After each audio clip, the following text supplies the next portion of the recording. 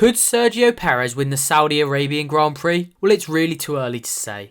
And although Verstappen's topped both practice sessions at the Jeddah Corniche Circuit, we're taking hope from Perez's long run results. Hey guys, how's it going? My name is Joe Tyrrell, and welcome back to GP Blog. Now everyone is expecting Verstappen to drive off into the Saudi Arabian night on Sunday and not look back, win by a country mile and tighten his grip on P1 in the drivers' standings. However, the long run data suggests it might not be quite as simple as that. In fact, it's Max's Red Bull teammate that holds the advantage in the long run department. Sergio Perez had an average long run lap time of 1:35.067 on the medium compound tyre. Meanwhile, Max Verstappen had an average of 1:35.215 and the Dutchman was even on the soft tyres. In fact, as the long run stint went on, Perez just got better and better. His opening lap was a 1:35.182 and at his quickest, he dipped to a 1:34.648. He started off lapping at between 1:35.1 and 1:35.4 before dropping into the 1:34s. Perez improving as he went on suggests there's plenty of push room left. Let's have a look at the Jeddah Corniche Circuit itself. It is the fastest street circuit that Formula 1 visits,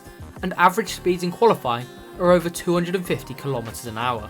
And over 80% of the lap is spent at full throttle, and many of the corners can be taken flat out given the soft angle. It really is a monster for speed. All three sectors are pretty quick, but the first is slightly slower with tighter turns. The first corner is particularly tight, and then the drivers have to flick the steering wheel in the opposite direction almost immediately to take the second corner. Through sector 1, Max Verstappen was quickest, and perhaps it shows his skill level as it is the more technical part of the track. In the following two sectors, having a high downforce is negative. Without DRS, it becomes difficult for the cars to dump drag, and they will therefore lose time during the faster areas of the circuit. This means that during the race, when DRS isn't available regularly, a high downforce reduces performance in sector 2 and 3. The fastest sector 2 went to Fernando Alonso, while sector 3 went to Sergio Perez. From this, we can perhaps infer that the Red Bull maybe manages its tyres better, as Alonso loses a 10th in sector 3, but it's such a small delta, it's hard to be sure. The biggest delta to Verstappen is in sector 1,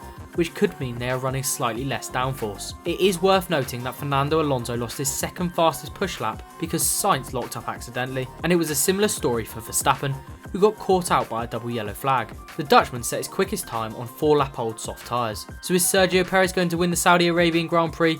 Who knows, but the early signs are certainly positive, and he can take that going forward into qualifying and race day.